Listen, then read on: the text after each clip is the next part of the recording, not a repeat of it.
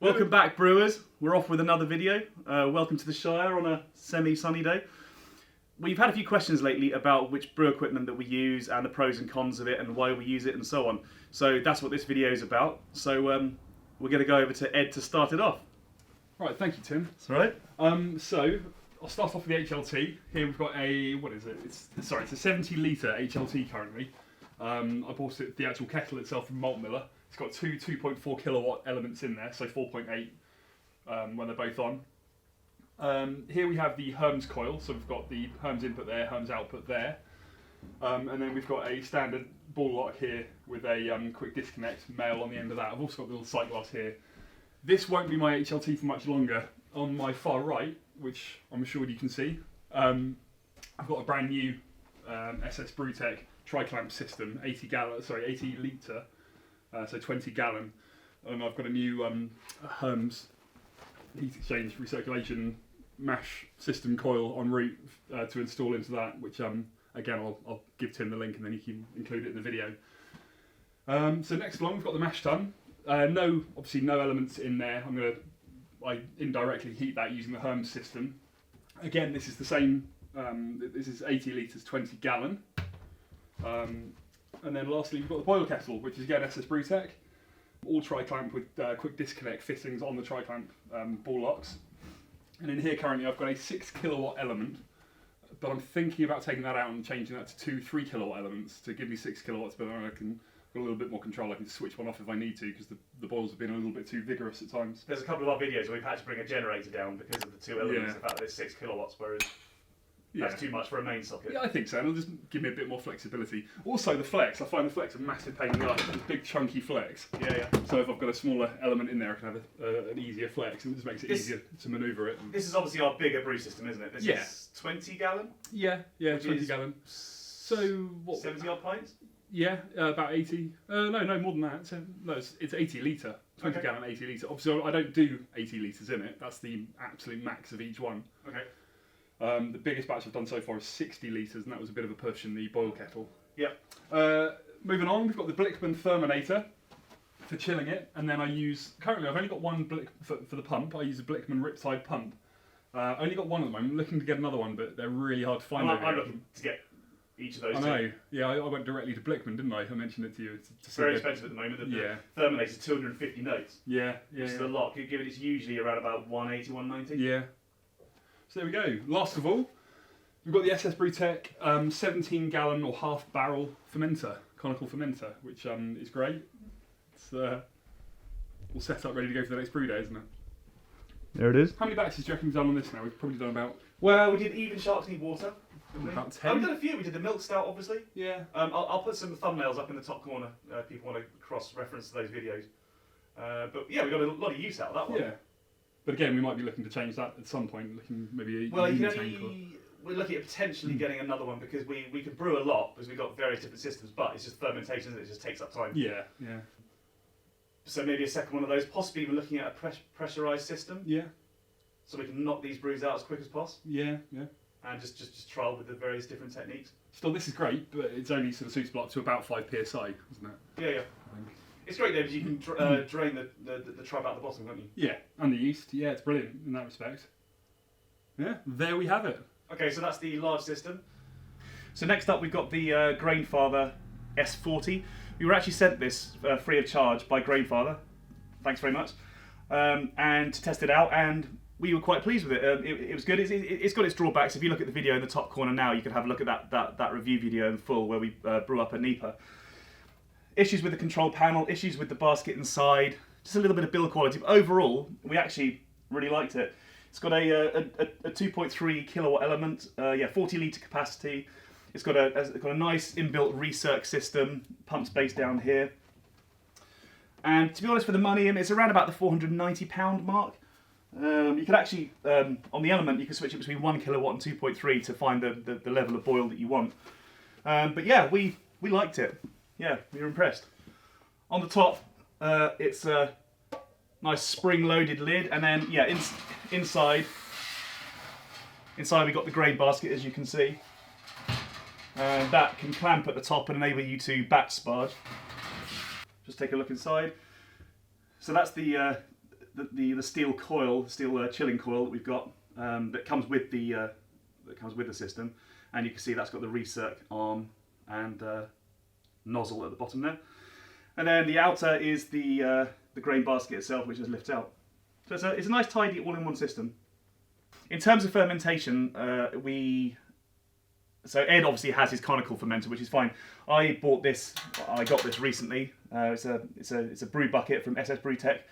But also, I'm still using demi-johns, and I'm using carboys as well, just to experiment with different adjuncts and different batch sizes, different yeasts, and so on. You know, it's really quite handy to have a smaller system, and we're going to go on to our smaller system in a sec.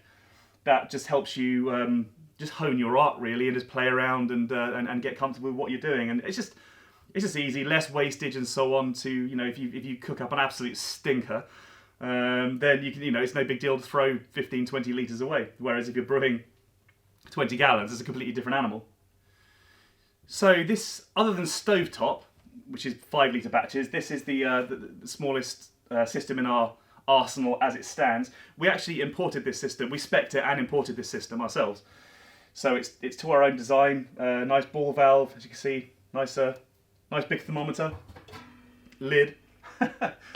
And it has a basket inside. Again, it's got these lugs so you can batch sparge, which works quite well. It's 30 litre capacity, so sweet spot for a brew is 20-25 litres max, I'd say. You can see this in action on our Wary Brew video recently. We also did a Brewdog Dead Pony Club brew as well, and it worked really well. 2.4 kilowatt element. Let's demonstrate the basket. There we are. Literally just lift it out, clip it in place, and batch sparge away, baby.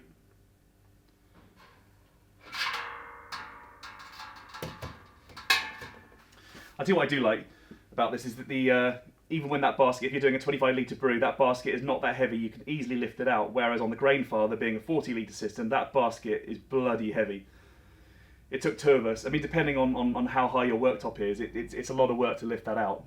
So you need to bear that in mind. You might need to create some kind of pulley system above, whereas this, nice and manual, just lift it out, jobs are good. As I was saying earlier with the Grainfather, just in terms of brew size, this is just a really nice small bit of kit. I mean, in terms of height, it's probably 35 centimeters-ish. And, so it's ideal, if you push for space and you want an all-in-one solution, then this is it. We do sell them, as I said. It's $199.99. That's with the basket, the element, and also a hot basket as well. So if you want one of those, hit us up. And of course, we also have ye olde stovetop brew pot, which is 10 litres, as you've seen on several videos, with a mashing net and a second pot as well for 5 litre brews generally. I think I've done 6 litres max. We've both got our own brew fridges, as you can see. Ed's got this larger. We've got a whole load of yeast in there at the moment, and some Blind Pig from Russian River Brewing. Thank you. Yeah, so that's his conical fermenter fits in there nicely. Just controlled by an Inkbird ITC-308, I think it is. And then I've got this smaller one down here, which is ideal for my more 20 litre size, with a 1 foot heating tube. Yeah, again, the same Inkbird controller, which you can probably see there. And yeah, that's ideal for 23 litre brew buckets, carboys, demi-johns. I think in terms of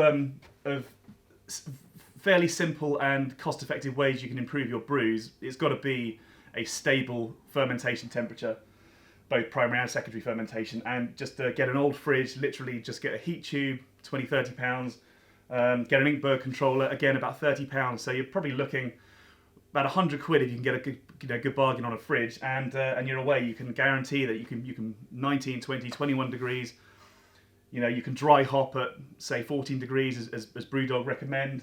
You can lager, etc. So yeah, it's definitely worth considering getting that kind of setup. In terms of conditioning, at the moment I generally use bottles, that's swing top bottles, and mini kegs. Ed has a draft system. He's got some corny kegs, 19 litre I believe, corny kegs, and a proper draft setup in his personal boozer. He also does bottles as well. But I've just had this arrive, which is very exciting again. It's a nice little new white American oak barrel. It's 10 litres, so not huge, but what I plan to do with this baby, I'm going to be brewing a Christmas stout, a high ABV in the style of Amundsen. So I don't know if you know Amundsen Brewery, but they do these big, thick, and quite sweet, adjunct-heavy. One of their series is Dessert in a Can, and many of them are barrel aged and very, very sweet and high 12, 13 plus % ABV. Anyway, so I'm going to be doing a Christmas stout, and I'm going to be aging it in this barrel here for probably 10 months or so. I haven't set it up properly or cured the barrel yet, but it smells good. Hoping to impart some oak, smoky, and vanilla flavours into my beer. You'll obviously see the progress on here.